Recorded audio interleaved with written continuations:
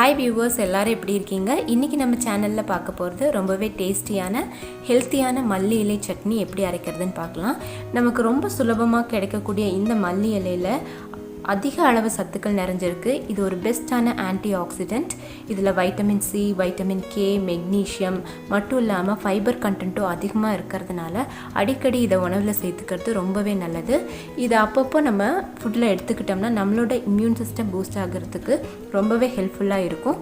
So இதை சட்னியாக எப்படி அரைக்கிறதுன்னு சொல்லி பார்க்கலாம். அதுக்கு முன்னாடி நம்ம சேனலை சப்ஸ்கிரைப் பண்ணாதவங்க சப்ஸ்கிரைப் பண்ணிவிடுங்க. பக்கத்தில் இருக்க பெல் பட்டன் அழுத்தி ஆளுங்கிற ஆப்ஷனை கிளிக் பண்ணிவிடுங்க. இப்போது இதுக்கு தேவையான பொருள் பார்த்திங்கன்னா, மல்லி இலை நான் ஒரு கட்டளவுக்கு எடுத்திருக்கேன் தண்டோட. கூடவே தேங்காய் சில்லு, காரத்துக்கு பச்சை மிளகாய், வரமிளகாய், அப்புறம் கொஞ்சமாக கடலைப்பருப்பு, பூண்டுப்பல் ஒரு 4-5 பல், அப்புறம் உளுத்தம்பருப்பு, புளி. இப்போது எப்படி பண்ணுறதுன்னு பார்க்கலாம். ஒரு வாணலியில் நான் இன்றைக்கி கொஞ்சமாக தேங்காய் எண்ணெய் எடுத்துக்கிறேன். தேங்காய் எண்ணெய் போட்டு செஞ்சால் இந்த சட்னி ரொம்ப மணமாக இருக்கும். உங்களுக்கு வேணும்னா ரீஃபைண்ட் ஆயில் யூஸ் பண்ணிக்கலாம். இதில் நான் எடுத்து வச்சுருக்க 1 ஸ்பூன் கடலைப்பருப்பு சேர்த்து பொன்னிறமாக அதை வறுத்துக்கிறேன். தீயை லோ ஃப்ளேமில் வச்சா தான் ஈவனாக வறுப்படும். இது கூடவே 1 டேபிள் ஸ்பூன் உளுத்தம்பருப்பையும் சேர்த்துட்றேன்.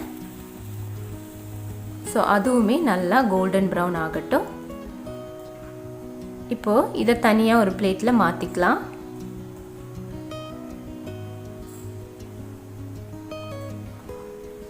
இப்போ அதே கடாயில் நம்ம எடுத்து வச்சுருக்க வரமிளகாய், பச்சை மிளகாய் ரெண்டையும் சேர்த்துடலாம்.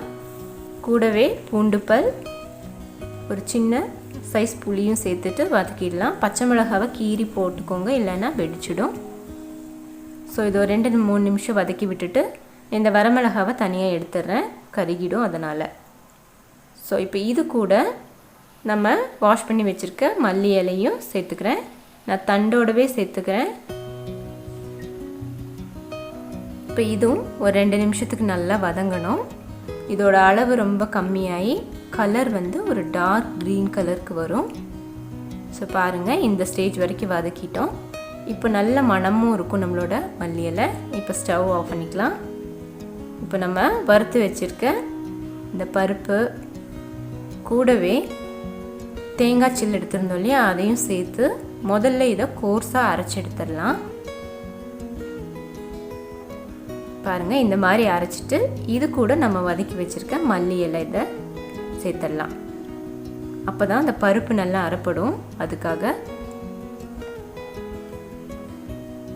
இப்போது இந்த சட்னிக்கு தேவையான உப்பு இதோட சேர்த்துடலாம். இதையும் நல்லா அரைச்சி நான் கொண்டு வந்துடுறேன். பாருங்கள், அவ்வளோதான், நம்மளோட ரொம்பவே டேஸ்டி அண்ட் ஹெல்த்தியான கொரியாண்டர் லீஃப் சட்னி தயாராகிடுச்சு. இது ரொம்ப ஃபைன் பேஸ்ட்டாக அரைக்க தேவையில்லை. தாளிப்பு விருப்பப்பட்டால் நீங்கள் தாளிச்சிக்கலாம். ஸோ இது இட்லி, தோசைக்கு ரொம்பவே செமையாக இருக்கும். சாதத்துக்கு கூட சில தடவை சைட் டிஷ்ஷாக வச்சுக்கலாம். ஸோ கண்டிப்பாக இந்த வீடியோ பிடிச்சிருக்குன்னு நினைக்கிறேன். பிடிச்சிருந்தால் லைக் பண்ணி ஷேர் பண்ணுங்கள். மறக்காமல் நம்ம சேனலில் சப்ஸ்கிரைப் பண்ணிவிடுங்க.